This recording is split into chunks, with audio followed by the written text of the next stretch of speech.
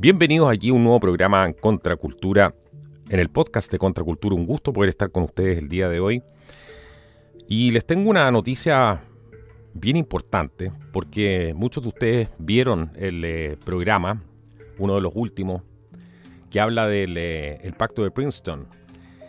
Y bueno, ese programa estuvo basado en algunos artículos y entre ellos el más importante que me basé para hacer ese programa fue el de Valeria Insfram, nuestra amiga de Paraguay. Y así como son las cosas en la vida, bueno, de repente recibí un contacto de ella y pudimos conversar finalmente, así que nos pudimos poner en contacto.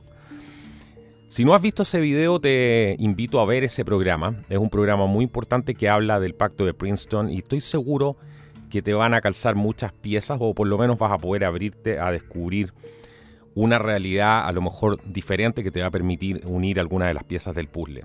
Pero sin más vueltas, estoy con Valeria Insfram aquí, directamente en Contracultura. Bienvenida, Valeria, realmente un gusto, un placer poder tenerte aquí en este programa, Valeria. ¿Cómo estás? Carlos, pero muchísimas gracias por el espacio y realmente que la agradecida soy yo. Quiero que tanto vos como tu audiencia sepan que hace años sigo el canal de Contracultura. He aprendido tanto contigo, con tus análisis, con tus invitados, con los artículos que siempre estás leyendo. Y bueno, a través de tu canal y otros canales también, uno se va animando a hacer sus propias búsquedas, ¿verdad, Carlos? Como siempre invitas a hacernos.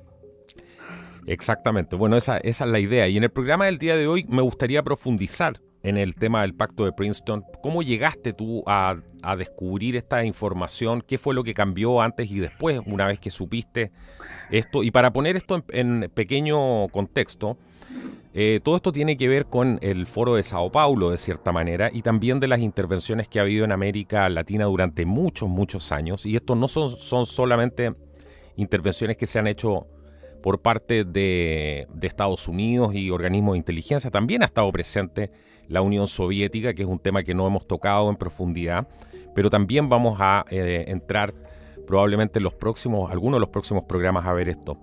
¿Cómo fue que tú empezaste a notar que algo no estaba cuadrando aquí? ¿Qué fue lo que te motivó y cómo llegaste a entender este tema del Pacto de Princeton, Valeria? Mira, Carlos, eso fue realmente como comento en el artículo que escribí. Fue como un rompecabezas que de a poco fui armando. Primero leyéndole mucho a Sutton, que es un autor muy interesante que escribe sobre Wall Street y los bolcheviques, escribe también sobre Wall Street y Hitler, y me fui dando cuenta con el tiempo de que de alguna u otra manera los grandes capitales de las élites políticas y económicas globales siempre estuvieron de alguna u otra forma atrás de estas revoluciones o atrás incluso de la Primera y la Segunda Guerra Mundial, hasta que en un momento dado yo empiezo a analizar todo lo que son las herramientas de la nueva izquierda. Uh-huh. Estos ejes denominados del marxismo cultural, como el lobby LGTB, el feminismo, el derecho humanismo, el indigenismo, el multiculturalismo, todo lo que conocemos como marxismo cultural. En ese contexto, yo empiezo a ver, cuando empiezo a estudiar todo eso, que en general en América Latina los movimientos o partidos políticos que impulsaban esas agendas estaban afiliados o tenían conexiones con el Foro de San Paulo, que es una gran organización regional que si la gente no conoce realmente, el Foro de San Pablo desde sus orígenes ha tenido un carácter revolucionario, ¿verdad? Después podríamos hablar un poco más de eso. Pero al mismo tiempo que yo veía que toda esta agenda avanzaba por medio de estos movimientos, sobre todo, veía también cómo en países de primer mundo, ya sea en Europa o Norteamérica, Canadá, Estados Unidos, las mismas políticas públicas habían sido desarrolladas en su momento y décadas antes, ¿eh? Y había algo que a mí no me cuadraba. Yo entendía que había una izquierda internacional. Yo entendía que la inteligencia mundial, por llamarlo de alguna forma, estaba cooptada por ideas socialistas. Yo entendía que había un socialismo fabiano que por décadas había avanzado, pero decía en mi razonamiento, decía, esto se tiene que haber unido en algún momento. ¿Dónde se une todo el globalismo internacional con el Foro de San Pablo, que es la organización regional que por décadas ha impulsado el socialismo del siglo XXI, el castrochavismo y todo el marxismo cultural, ¿verdad? Y en ese momento, cuando yo estaba en búsqueda de ese punto de encuentro, llega a mis manos el libro de Heitor de Paola, el eje del mal latinoamericano. Exacto. El eje del mal latinoamericano y la nueva orden mundial. Realmente que, como vos bien dijiste y sin haber hablado conmigo, Carlos, esto me voló la cabeza, fue impactante, porque no solo habla del Pacto de Princeton, sino que va muy, muy profundo en la historia, y habla de la revolución cultural de Antonio Gramsci, de las raíces históricas del eje del mal latinoamericano y las grandes estrategias comunistas de dominio mundial y sus repercusiones en América Latina. Habla de las fases del avance comunista, y finalmente, ¿verdad?, llego al capítulo del Pacto de Princeton, donde claramente se ve esa estrategia de dos grandes ramas, de dos grandes movimientos: el socialismo fabiano, representado por el diálogo interamericano, y el marxismo revolucionario, representado en el Foro de San Pablo, que pactan en ese llamado acuerdo o Pacto de Princeton una serie de estrategias en 1993 a ser desarrolladas en toda América Latina. Eso fue impactante, porque si la gente dimensiona y entiende lo que ha hecho el Foro de San Pablo durante más de 30 años en América Latina, y que lo ha hecho por medio de la connivencia con grandes organizaciones globalistas, mundiales y norteamericanas, europeas, y otro tipo de... Y también con Rusia, si eso es lo curioso. Claro, y también con Rusia. Claro. También, ¿verdad? Porque no hay que olvidar acá que el comunismo haya sido en Rusia, implantado en Rusia o en China o donde fuera, siempre hubo fuerzas globalistas para facilitar esa implantación, pues. Exacto.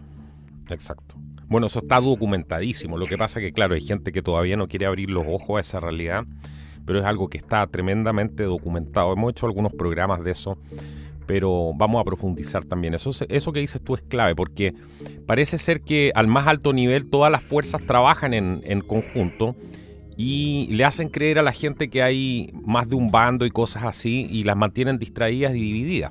¿No te dio esa impresión cuando empezaste a indagar en esto? Carlos, yo hacía tiempo yo venía escuchando, porque sigo muchos medios alternativos de comunicación, ¿verdad? Yo, prensa, los medios de comunicación tradicionales hace años ya no los leo, no los escucho, porque lo que hacen es crearnos un cerco mediático, ¿verdad? Y yo tenía mucho la noticia o este argumento de que no hay izquierda y derecha realmente, de que esas son ideologías que han sido creadas para enfrentarnos permanentemente y para dividirnos. Uh-huh. Y yo no entendía de todo eso, ¿verdad?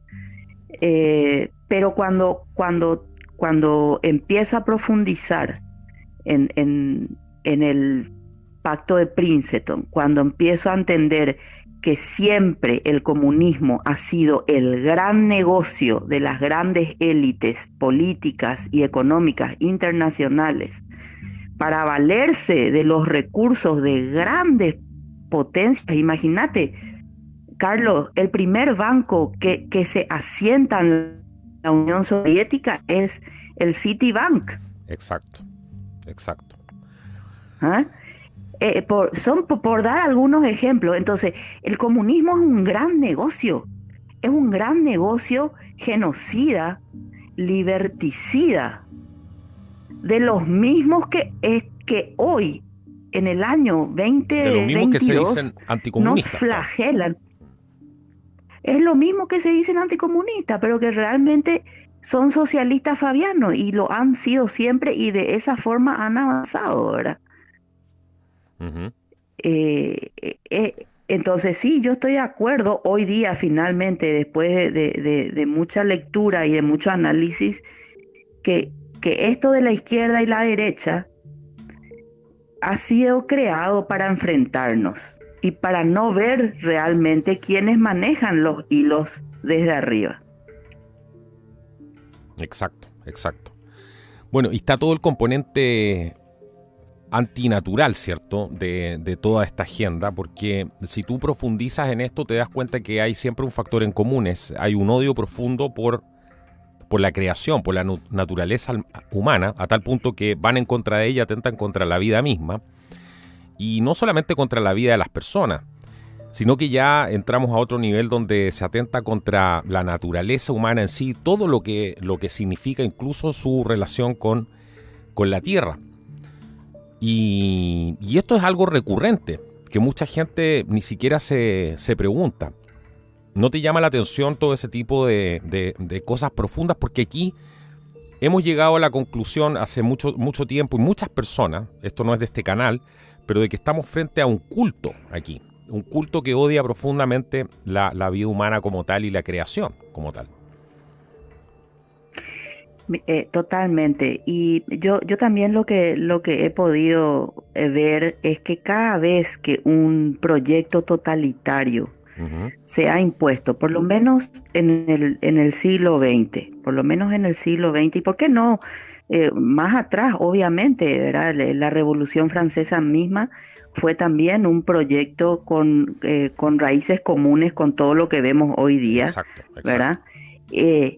Entonces, lo que yo puedo concluir un poco de lo que vengo investigando es que estos proyectos totalitarios siempre quieren adecuar la naturaleza humana a lo que ellos piensan o pretenden que debe ser la vida humana o el ser humano. Uh-huh. Entonces, con tal de adecuar a sus ideologías al ser humano, ellos están dispuestos a matar, están dispuestos a sacarnos nuestras libertades, están dispuestos incluso hoy día a manipularnos genéticamente, porque a eso estamos llegando con el desarrollo de la tecnología, Uh-huh. ¿verdad?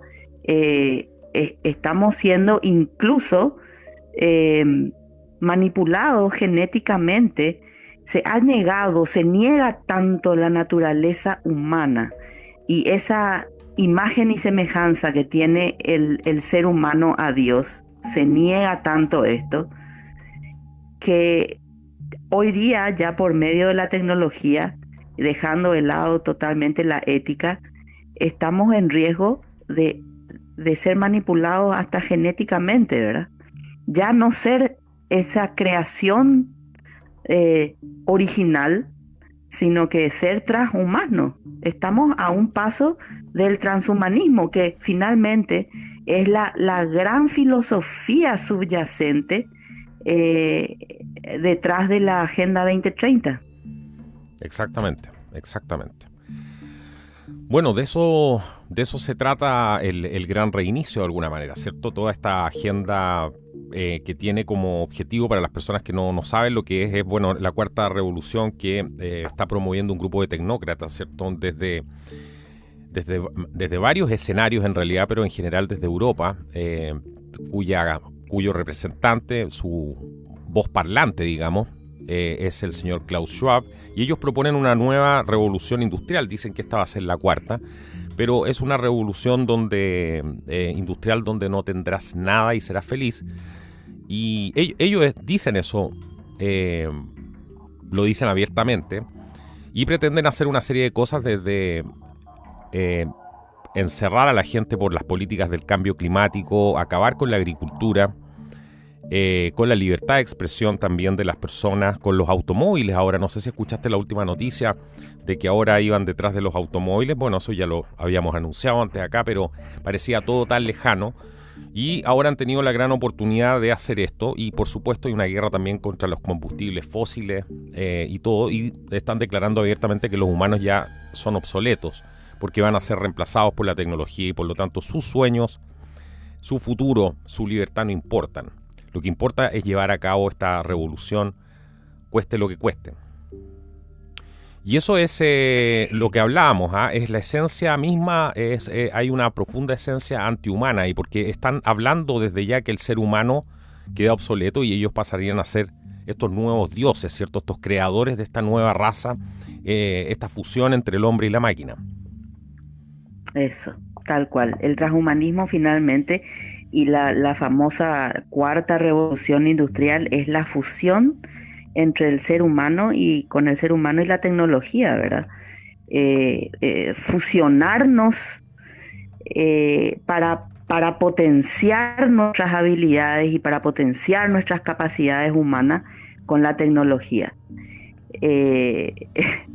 Es increíble, y nos han venido preparando, Carlos, por medio de tantas películas de ciencia ficción que hace décadas las venimos viendo, y hoy día estamos a un paso de esa realidad, ¿verdad? Como siempre vemos que nos programan, la programación predictiva que se dice, por medio de la cultura, por medio de las películas, por medio del arte, por medio de la literatura.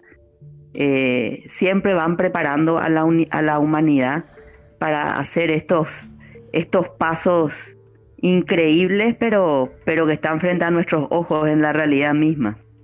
Exactamente. ¿Qué más te llamó la atención cuando empezaste a entrar acá? Porque aquí estamos viendo, probablemente hay gente que se está conectando ahora al programa, o a lo mejor no entiende el contexto general, puede ser del que estamos hablando, a lo mejor estamos hablando a nuestra audiencia que ya está más preparada en estos temas, pero concretamente estamos viendo el mundo está siendo dominado por una fuerza que no es unipolar. Yo creo que ese es el punto, y pareciera a veces ser unipolar, pareciera ser multipolar, pero no lo es. Finalmente es unipolar, perdón, porque lo dije al revés. Y eso es fundamentalmente porque trabajan todos al más alto nivel juntos, ¿cierto? Recapitulando lo que dijimos, pero nos hacen creer que estamos divididos. Y una gran prueba de eso que estás diciendo tú, y para poner esto en contexto, es que también el Foro Económico Mundial está trabajando activamente con Rusia, ¿cierto? También está trabajando activamente con China. Mientras Estados Unidos se supone que debería preocuparse, ¿cierto?, de su patio trasero, como ha sido la política durante mucho tiempo, y independiente qué entienda usted por esta preocupación, ¿cierto? Porque ese es otro problema. Pero hoy día, por ejemplo, vemos que Estados Unidos le está comprando petróleo a Venezuela de nuevo. O sea, inyectando capital en un país que a la vez está apoyando a Rusia abiertamente y que Rusia lo apoya también. Yo creo que Venezuela es un excelente ejemplo, aparte de lo que ha pasado con Cuba, pero es un excelente ejemplo para que la gente se dé cuenta cómo trabajan estas agendas al más alto nivel. O sea, hay un discurso para la televisión por encima, pero al más alto nivel sabemos que hay otro tipo de comunicación. Y no me cabe la menor duda que hay otro tipo de comunicación entre el gobierno de Venezuela, que es lo que realmente puede estar pasando, y altos cargos de Estados Unidos. ¿Cómo te explicas tú esa situación que vive el continente latinoamericano, donde ha sido puesto en jaque durante mucho tiempo, de alguna manera por Rusia, que siempre apoya a Venezuela? En los momentos más críticos, cuando están por caer, llega Putin ahí a apoyarlo. Y ahora hasta los americanos están hablando de comprarles petróleo. ¿Qué crees que pasa tú ahí? Bueno, Carlos, acá es muy importante poner en contexto a la audiencia, ¿verdad? La trascendencia del Pacto de Princeton es justamente que nos puede explicar este tipo de maniobras que de otra forma nos es muy difícil entender. Entonces, por un lado, debemos entender que en virtud al Pacto de Princeton, hubo una colaboración permanente entre el diálogo interamericano que aglomera a grandes personalidades y billonarios del planeta en los Estados Unidos. Por ejemplo, como bien comentaste en el programa que hiciste especialmente sobre el Pacto de Princeton, ahí los encontramos a los Bilderberg, a los Rockefeller, les encontramos a los Ford, a los Bush, ¿verdad? A los Rothschild, a una cantidad de personas y de organizaciones, además, que han trabajado en connivencia con el Foro de San Paulo, que ha tomado países como Brasil, Venezuela, Cuba, nace mismo de la mano de Castro supuestamente, pero siempre ha tenido el beneplácito y la bendición del norte. Entonces, cuando vemos eso por un lado y vemos hoy, llevando a la actualidad todo lo que está pasando y el protagonismo que tiene el Foro Económico Mundial, con Klaus Schwab, su fundador, a la cabeza, investigando un poquitito a esta persona, vemos que esta persona, Klaus Schwab, de vuelta ha sido reclutado por Kissinger, que también forma parte del diálogo interamericano. Ahí tenemos una conexión impresionante, y que yo recomiendo a la audiencia leer un reporte investigativo del señor Johnny de Bedmore del 10 de marzo de este año, donde él desenmascara que el Foro Económico Mundial no es una organización europea, sino que fue una iniciativa y un programa de la CIA cuando Kissinger recluta a Klaus Schwab en Harvard en los años 1960. ¿Y qué ocurre ahí, Carlos? Klaus Schwab es reclutado por Kissinger, se lo forma, y luego de unos años, en los 70, ya empieza un programa de formación de jóvenes líderes mundiales, lo que hoy es conocido como el Young Global Leaders, y de donde vemos que han salido presidentes como Macron, como Merkel, como Trudeau, como Putin y varios otros.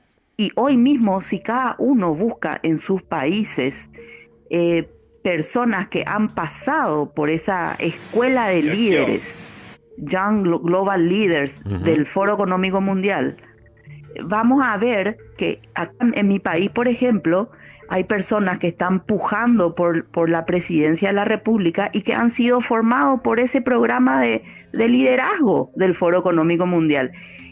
Y tenemos una mención abierta y expresa de Klaus Schwab, donde él afirma haber formado a grandes líderes actuales de las potencias del mundo. Yo no sé si vos llegaste a ver ese video de Klaus Schwab, donde él se ufana. Eso te iba a decir, claro, él se ufana y dice nosotros, ¿sí? We penetrate the cabinets, ¿sí? dice el tipo, nosotros penetramos los gabinetes. Y tenemos gente en cada uno, habla de Argentina, hace cierto, la menciona a Argentina, menciona a Canadá, y lo curioso es que ellos anuncian sus políticas en el Foro Económico Mundial y los presidentes a la semana, a las 2 semanas empiezan todos a repetir como papagayos la misma historia. Qué totalmente. Curioso. Sí. Es impactante y eso nos da la pauta, ¿verdad? Y podemos dimensionar que la soberanía, que la independencia de los estados es una ilusión y que la democracia también hace rato es una gran ilusión.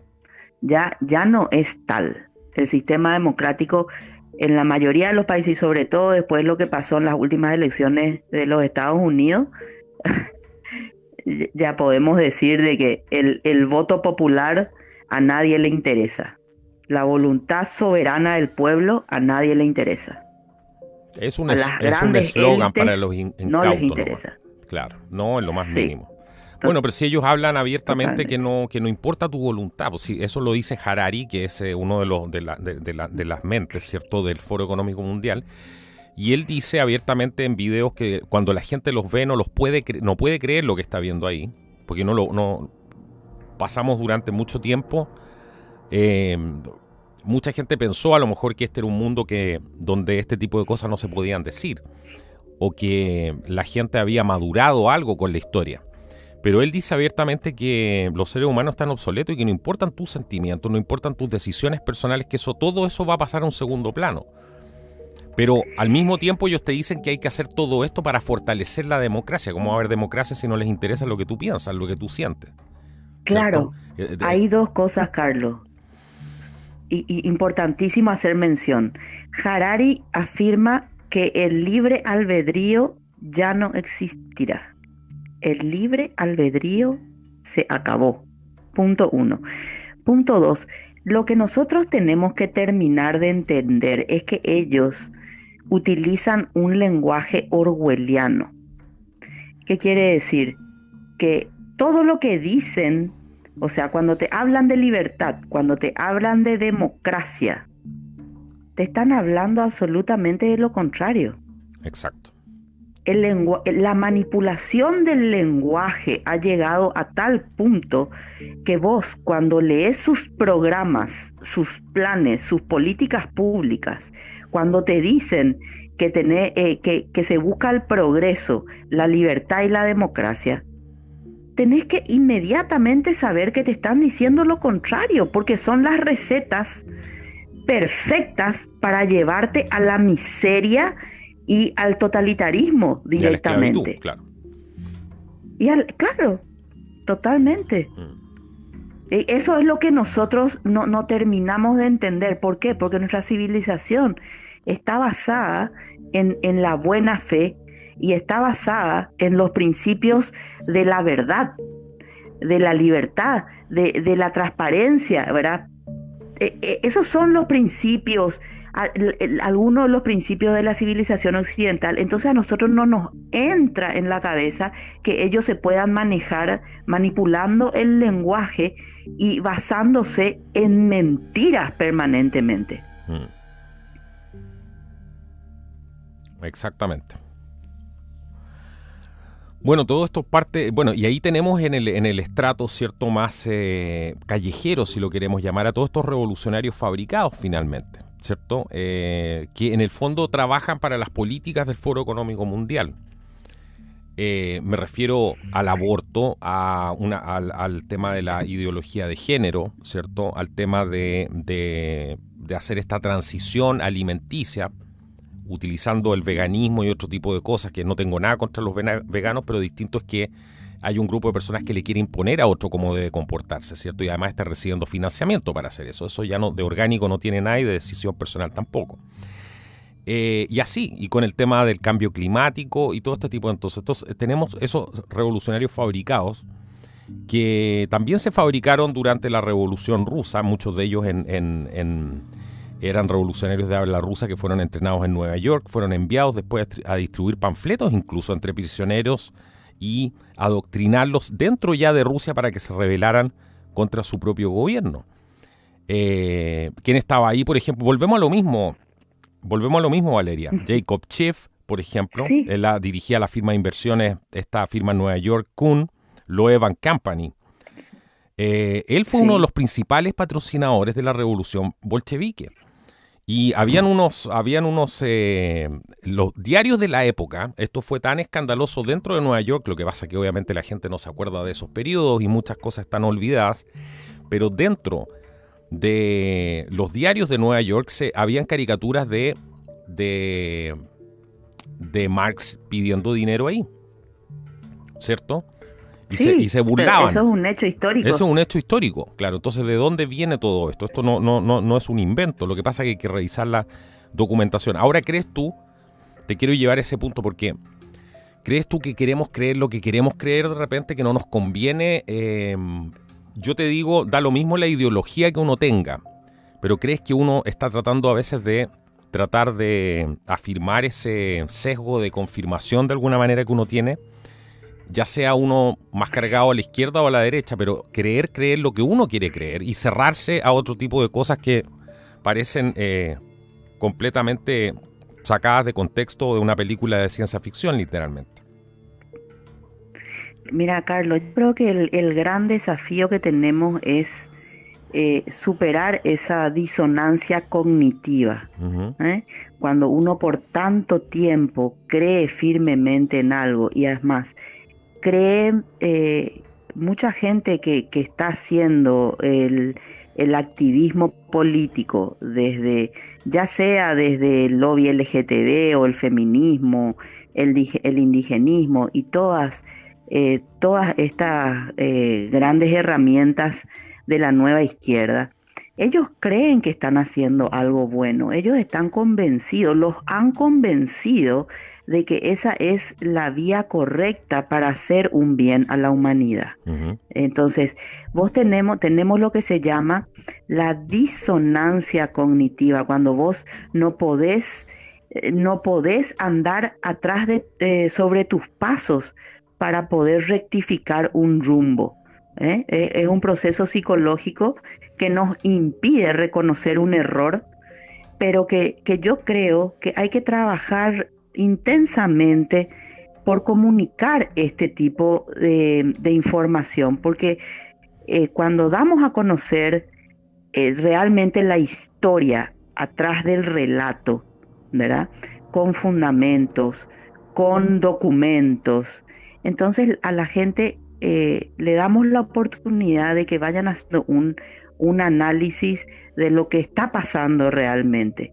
Y si me permitís, siempre pienso uh-huh. Que esto viene de tan lejos en el tiempo y que en un primer momento nos enfrentaban en guerras entre naciones, ¿verdad? Uh-huh. Las grandes guerras entre países era la forma de dividirnos, de enfrentarnos. Esas grandes guerras lo que hicieron fue afirmar el sentido patriótico de las repúblicas y de las naciones, y nosotros sabemos que el globalismo trabaja justamente para minar la soberanía y las independencias y de nuestros países, ¿verdad? Sí. Ellos necesitan acabar con nuestras soberanías.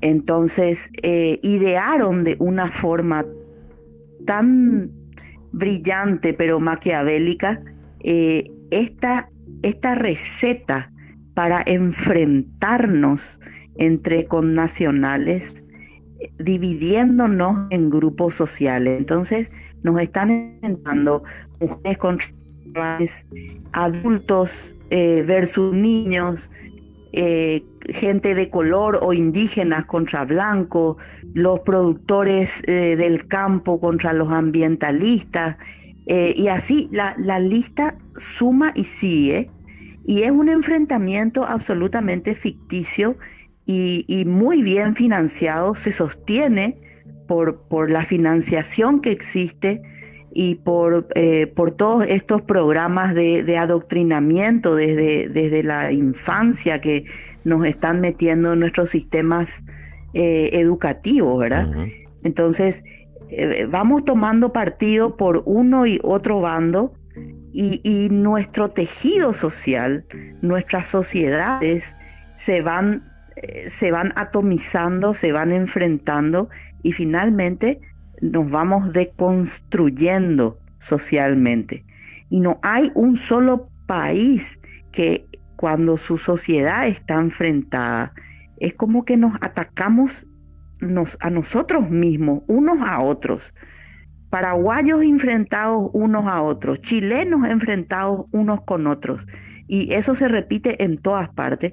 No hay sociedad ni país que pueda salir adelante cuando no hay armonía y no hay paz social en una república. Y eso es lo que estamos viendo, Carlos.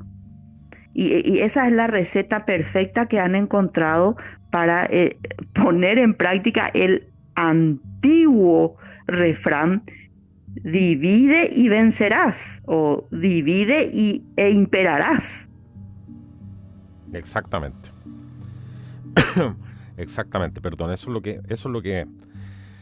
estamos viendo. Ahora, yo he visto últimamente, debo decirlo, y creo que mucha gente ha visto esto, que hay mucha gente que se decía de izquierda, por ejemplo, por poner un ejemplo, y no están de acuerdo con esto. Se dan cuenta de estos nexos, ¿cierto? Vamos a decir gente más moderada, que muchos de ellos tienen esta fantasía de que ser de izquierda es de alguna manera para hacer el bien común, ¿cierto? Para tener que una persona de izquierda tiene ese compromiso social. Entonces hay que ser de izquierda. Por lo tanto, para tener esa sensibilidad, yo soy de izquierda porque tengo esa sensibilidad social, ¿cierto? Me preocupan los demás. Y no puede haber absolutamente nada más alejado de la realidad, porque es algo que no te... O sea, han matado más gente que cualquier otra ideología en el mundo. ¿Qué preocupación social va a haber ahí, cierto? Y todo nace con poemas a Satanás, porque para eso hay que leer a Marx, ¿cierto? Que van en contra de la esencia humana. O sea, pero bueno, hay gente que se ha tragado toda esta propaganda durante tanto tiempo de que para ser de izquierda hay que ser, ¿cierto?, una buena persona. Entonces tengo compromiso social. Pero hay mucha gente que está viendo esta alianza, por ejemplo, la realidad, la realidad se impone, claro. Sí, la realidad se impone. La realidad finalmente se impone. Sí, se impone. Sí. Y hay mucha gente que está dándose cuenta de esto y lo están ahora empezando a hablar de esto, porque, ojo, nunca hablaron de esto antes. En eso hay que ser claro. Si hubiesen sabido esto y si hubiesen sido personas tan preocupadas de el tema social, hubiesen estado hablando durante mucho tiempo atrás. Y eso no es una realidad. Recién ahora estamos viendo voces porque hay gente que se está preocupando y la están censurando, ¿cierto? Tenemos personas que están viviendo la censura y que es gente de izquierda. Hay otra gente que ha sido presionada, que ha sido amenazada, y todo es gente que viene de la izquierda. ¿Qué piensas que está pasando ahí?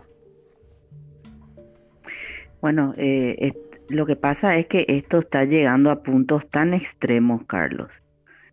O sea, el verdadero rostro de la gobernanza mundial se está develando. Eso es lo que está pasando. Y por mucha propaganda positiva que haya a favor del socialismo y a favor de la revolución comunista, porque eso es lo que hemos vivido durante décadas: propaganda, desinformación, ¿verdad? Y mucha mucho relato de la sensibilidad social y de todo lo que acabas de comentar, pero que al final, cuando te encontrás cara a cara con los planes reales, no podés sostenerlos por ningún minuto. Y el problema es que esto nos va a afectar a todos.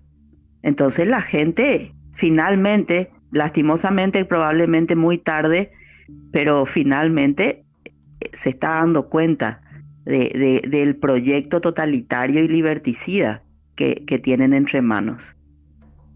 ¿Y qué qué podés hacer? Bueno, y podés entonces finalmente dejar de lado todo lo que siempre pensaste, lo que tuviste convencido, informarte y tomar la decisión de hacer frente, porque no hay poder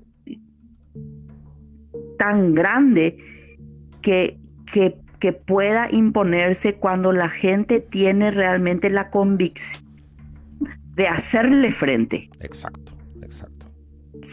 Esa es la gran clave aquí. Somos una mayoría, claro, y no hay que tener miedo. Y ellos lo saben. Siempre yo le digo, sí, totalmente. Y hay algo, Carlos, que yo siempre le digo a la gente con quien hablamos de estos temas, ¿verdad? Yo les digo, todos los días de nuestra vida tenemos que hacer algo por comunicar lo que está pasando, algo por la causa pro vida y pro familia, algo por la libertad, algo por nuestro país, para que la gente sepa lo que está pasando. Entonces, todos los días hacer algo, lo que es posible, humanamente posible para cada uno de nosotros.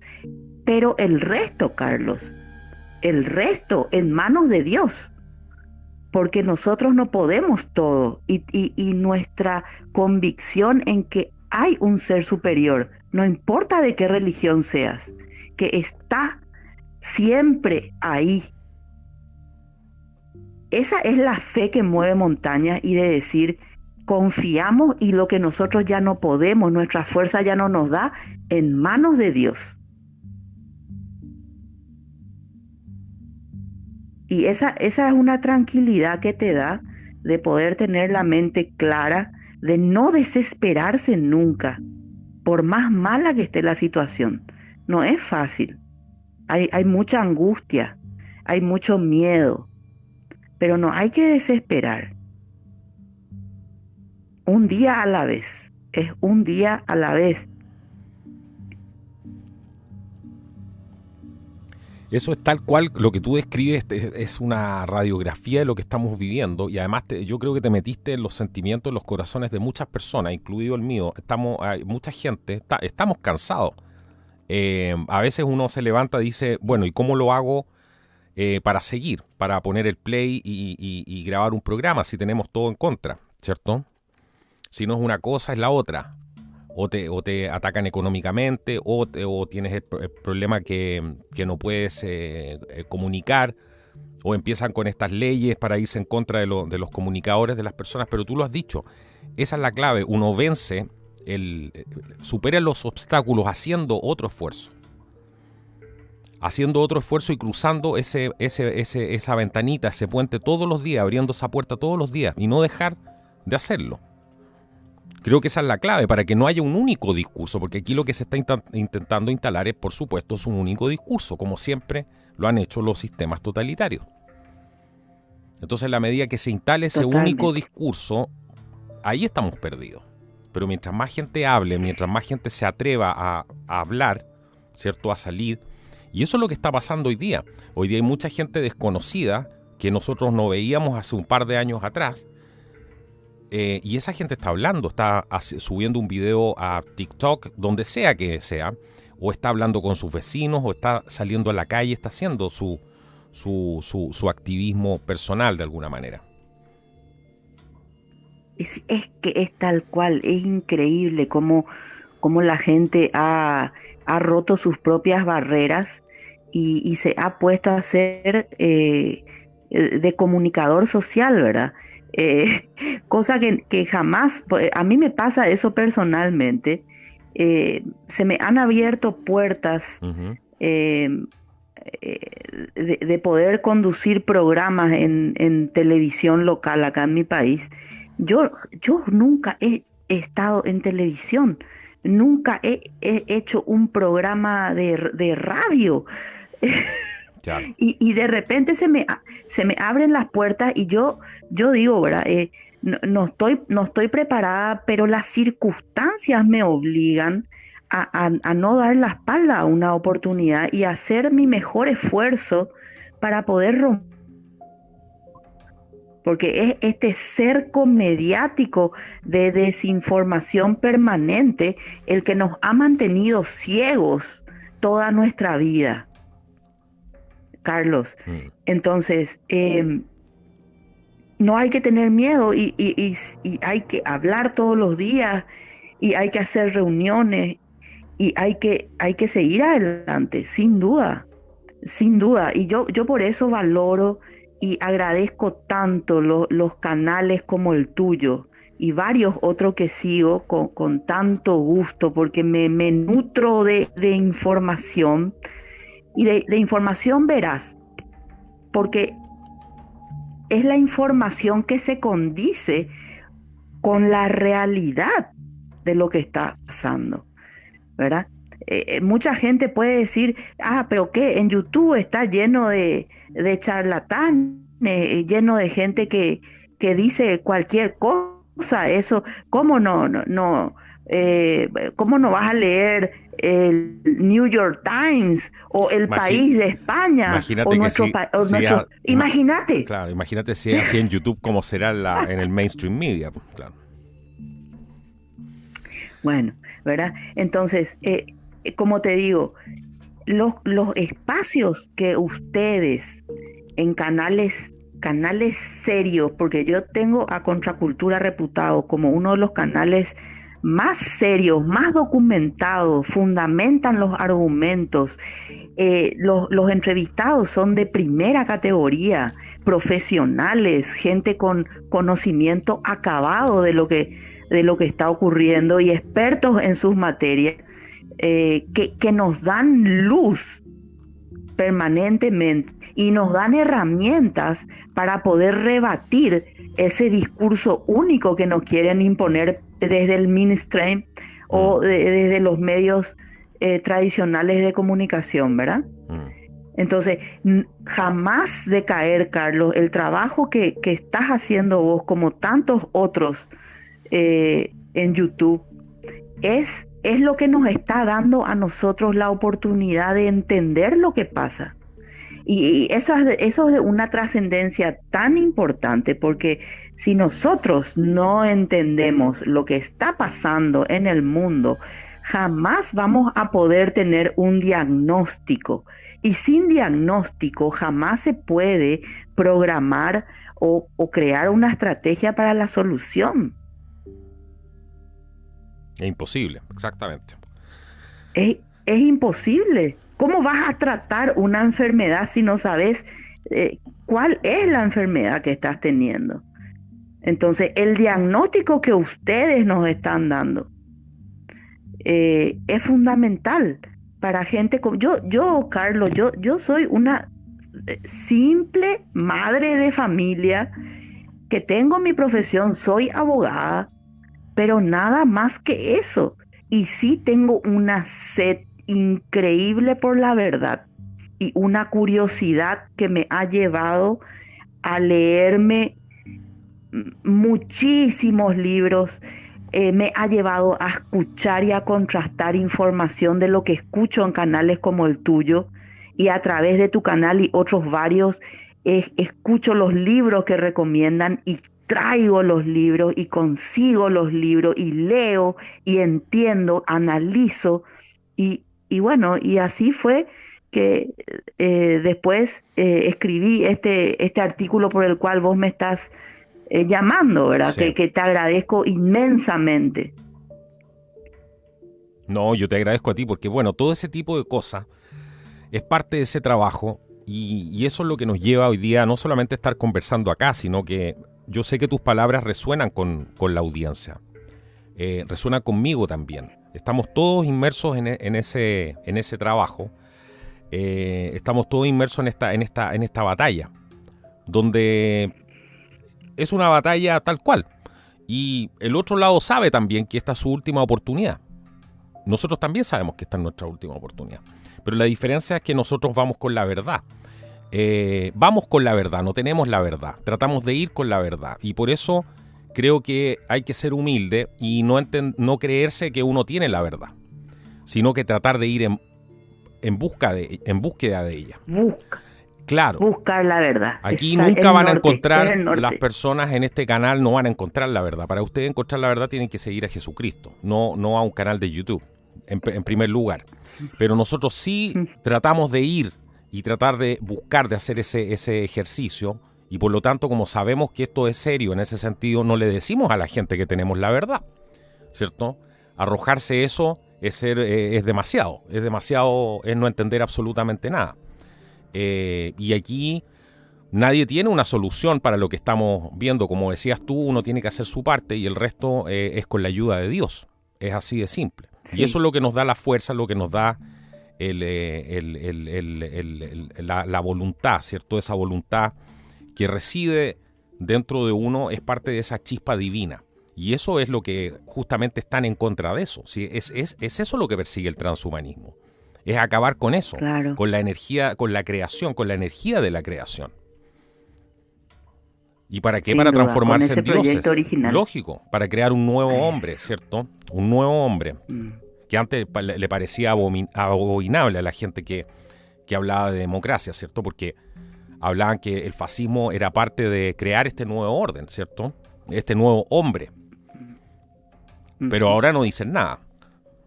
Muchos no dicen nada. Bueno, y hay otros que se están dando cuenta.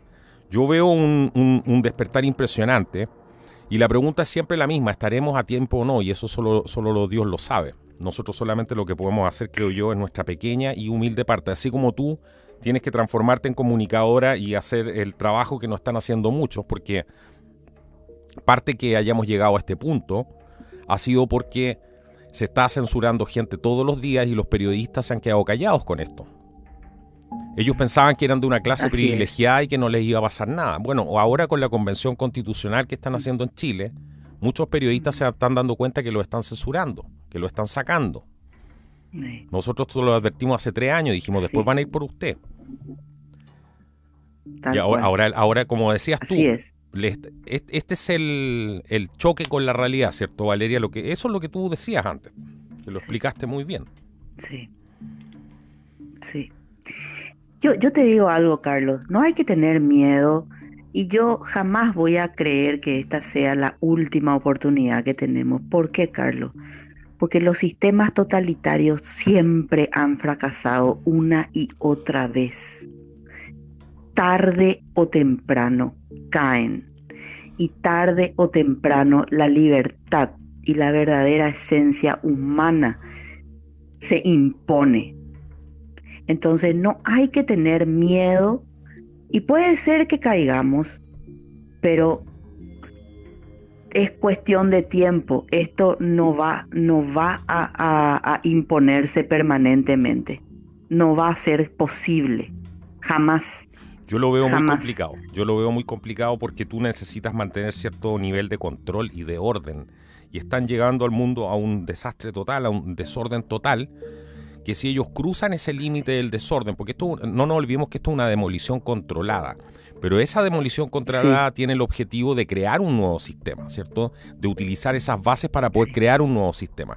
Lo que estamos viendo ahora, no sé si tú estás de acuerdo o qué piensas, o a lo mejor en desacuerdo con esto, pero yo lo que me da la impresión es que si cruzan esa barrera de que estas protestas se salgan fuera de control, ¿cierto? Protestas porque la gente tiene hambre por las políticas que ellos han implementado. Vamos aclarando las cosas. Y todo este tipo de cosas que están pasando por el combustible, por lo que sea, si esto se sale de control, no va a quedar estructura para poder hacer esos cambios. Y eso lo estamos viendo, para eso hay que ver Sri Lanka hoy día. Sri Lanka es clave para entender el colapso de un sistema. y vimos que ya están implementando códigos QR, por ejemplo, para hacer el racionamiento del combustible. Bueno, ahí tú tienes un vestigio de que hay cierto control en el sistema que le está permitiendo funcionar y meter este nuevo sistema. Lo mismo pasa en medio de una guerra en Ucrania, donde están preocupados de satisfacer las demandas del Foro Económico Mundial en cuanto a pasar a esta identidad digital y otro tipo de cosas más. Entonces, si esto se les sale de control y se van y las protestas ya escalan a tal nivel que la gente no quiera saber absolutamente nunca más nada de ningún político, otra cosa que ellos mismos están creando, y los políticos también se están autodestruyendo con esto, ahí no va a quedar estructura posible para que ellos puedan hacer los cambios.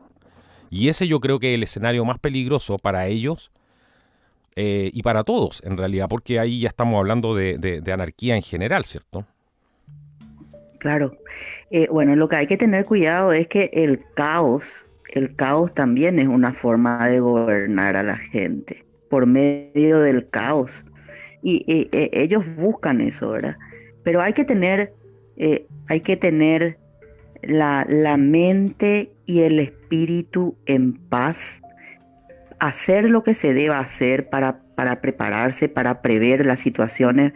Vos muy bien desde tu canal estás dando algunas orientaciones sobre eso, ¿verdad?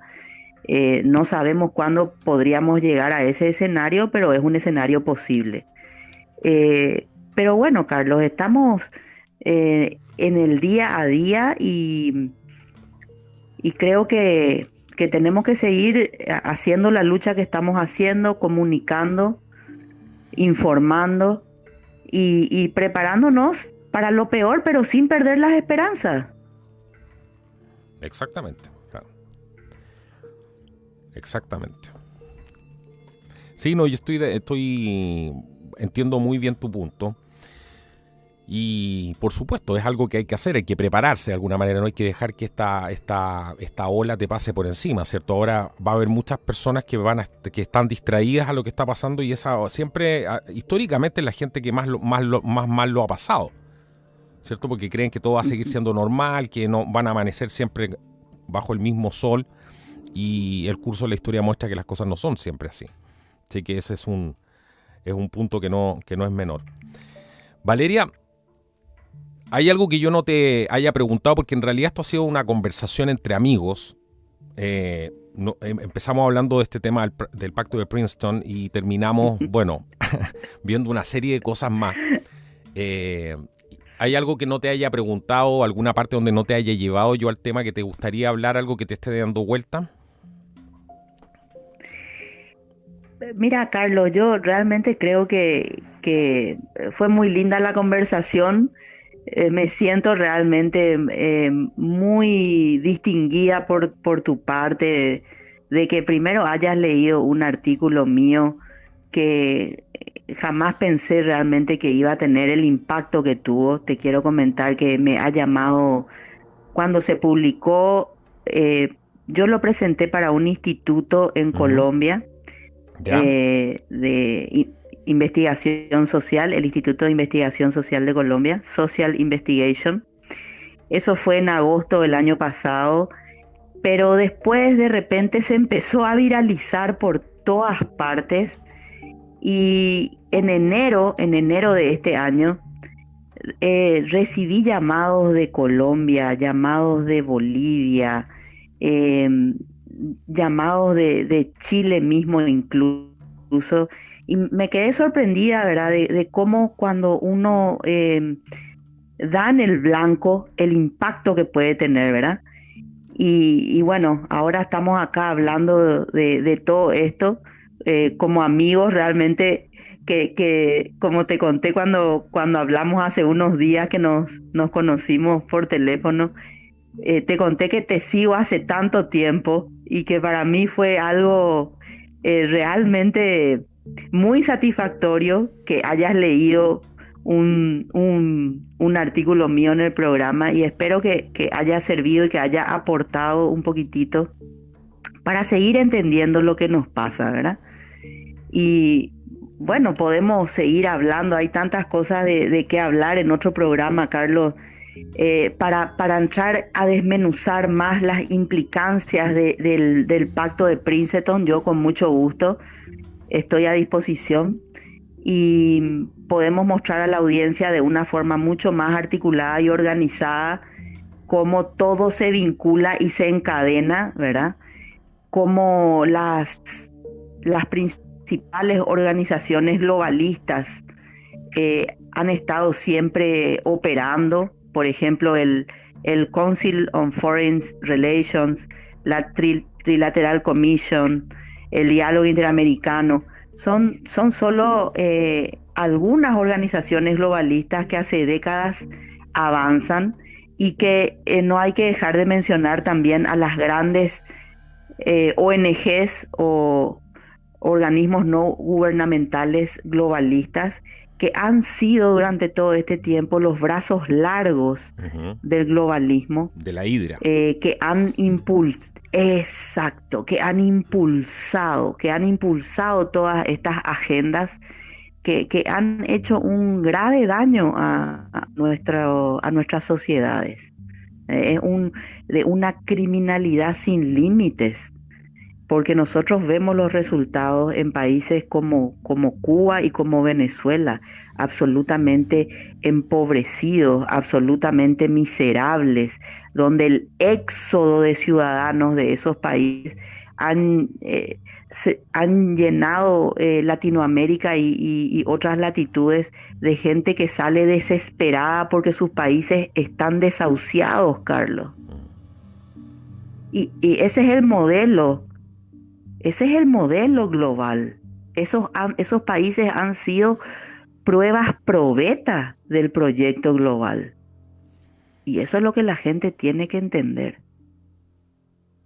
Exactamente, sí, ese es un tema clave. Bueno, nuestros amigos, un saludo a toda la gente que nos ve de Venezuela, que hacen un esfuerzo. Yo no me imagino cómo lo hacen, pero hay muchos que me escriben y me dicen gracias desde Venezuela, seguimos el canal. Y es un esfuerzo para ellos simplemente escuchar el programa, por temas de energía, por temas de ancho de banda, etcétera. O sea, y eso es lo que vemos que ya está empezando a pasar en Europa con el tema de los racionamientos energéticos, el tema del racionamiento de los combustibles. Bueno, como bien tú dijiste, son países probetas de alguna manera. Completamente probeta. Y la gente decía, no, pues esto no puede pasar en otra parte. En Estados Unidos la gente dice, esto no puede pasar acá. Todavía hay gente que cree que no puede pasar en Estados Unidos. Pero hay muchos que ya han abierto los ojos y se dan cuenta hacia dónde va esto. Bueno, es cosa de ver cómo está la frontera sur de Estados Unidos.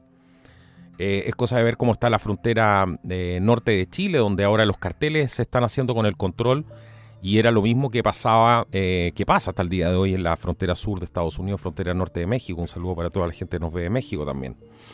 Entonces, la gente que está in situ, que vive que está ahí en la situación, nuestros amigos de Texas, amigos que están ahí en Tijuana, un saludo a toda la gente que nos ve de Tijuana también, ellos saben lo que están pasando, se dan cuenta. Ellos están viendo este drama todos los días y están viendo además el tipo de personas que están entrando. Y lo peligroso. Entonces aquí se dijo mucho tiempo que esto no podía pasar y lo estamos viendo. Las ciudades llenas antes estaban los homeless americanos, los veteranos, ¿cierto? Tratando de subsistir en las calles de San Francisco, en otra parte. Hola. Y ahora han transformado ciudades como ciudades de California, literalmente, y en otras partes, ya hasta en D.C., ¿cierto? ¿Para qué hablar de Texas? En lo que están transformando Estados Unidos, ¿cierto? Son puras ranchas, así como vive la gente en una favela. Están llenando todos los lugares de miseria. Hay gente que no puede salir ni siquiera de las casas porque tiene gente afuera ahora tomando las calles y están viviendo en las calles, en los parques. Tal cual. Entonces, ese es la cuarta revolución industrial, pues señoras y señores, no desperdiciar nunca una crisis para poder transformar la situación. Está la literatura, lo dicen ellos mismos. Es impresionante. Así mismo. Impresionante. Ojalá, amiga mía, que cada día más gente vaya despertando y tomando conciencia de lo grave que es esta situación. porque esto no es una chacota, no es para hacerse el buena persona, que a mí me interesa la sociedad y por eso soy socialista. No, pues si a usted le interesa la cosa de verdad, usted tiene que buscar bienestar para las personas. Bienestar para todos. Y eso parte por la vida, por el respeto a la vida. Así que hay una serie de conceptos torcidos, amiga mía, hoy día. Así es. Yo te quiero agradecer muchísimo, Valeria, por haber estado aquí en el programa, en el podcast de Contracultura. No te quiero quitar más tiempo. Sé que eres una persona muy ocupada, una activista también que está en terreno. Vi tus videos el otro día. Están en YouTube ahí, Valeria Insfram, la pueden buscar. Y una guerrera además, porque tú has salido a la calle a defender los derechos de los niños, estás embarcada en toda una cruzada contra el adoctrinamiento, ¿cierto?, ideológico en las escuelas en tu país, en Paraguay. Y los invito a ver esos videos. Y no sé si quieres decir algo antes de que cerremos el programa, Valeria. Nada, Carlos, solo despedirme muy cariñosamente de toda la audiencia, volverte a agradecer el espacio y estoy a las órdenes siempre y así como desde Paraguay estamos haciendo la batalla y la lucha, la resistencia, seguir haciéndolo en cada uno de nuestros países. Dios está por encima de todo, Dios nos quiere libres, nos creó libres. El libre albedrío es algo que nunca podemos permitir que se nos arrebate. Entonces, fuerza para todos y un abrazo muy grande para vos, Carlos. No, muchísimas gracias por estar aquí y estoy seguro que te vas a transformar en alguien que nos va a informar lo que está pasando, porque el próximo programa que yo te quiero invitar, yo quiero que nos hables porque hay mucha gente que aquí se está preguntando y va a decir, ¿cómo no le preguntó de Paraguay? Bueno, el próximo programa con Valeria vamos a hablar de la situación en Paraguay, porque eso es un capítulo aparte. Es un capítulo aparte, ya lo vimos con Valeria de alguna manera y están pasando muchas cosas en Paraguay. No sé si parece que me equivoqué, dije Uruguay, en Paraguay. Así que bueno, ese va a ser el próximo programa, así que desde ya te dejo invitada, Valeria, para ese programa. Así que bueno. Gracias, Carlos, con mucho gusto.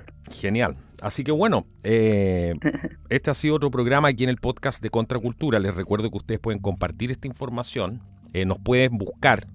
Si llega a pasar cualquier cosa, señores y señores, con este canal, ustedes nos pueden encontrar en nuestro canal en Odyssey. En Odyssey. Y para eso van a poder encontrar, para los que no sepan qué es Odyssey, bueno, van a poder encontrar este link abajo en la descripción de cada uno de los videos. Van a encontrar siempre el link, que creo que es el último, al canal de Odyssey. Vayan ahí y suscríbanse. Va a haber transmisiones también en directo que vamos a empezar a hacer ahí. Tengo algunos invitados, hay algunos proyectos que vamos a desarrollar, pero todo eso se hace con el apoyo de ustedes. Así que aquellos que quieran compartir esta información, por favor háganlo. Y aquellos que quieran apoyar todo este trabajo que se hace aquí en este canal, van a también poder encontrar todos los enlaces para poder hacerlo en la descripción del video, aquellos que nos quieran apoyar, y se los agradezco muchísimo. Bueno, esto ha sido el podcast de Contracultura. Nos vemos en un próximo programa y que sea hasta la próxima. Que Dios los bendiga. Chao, chao.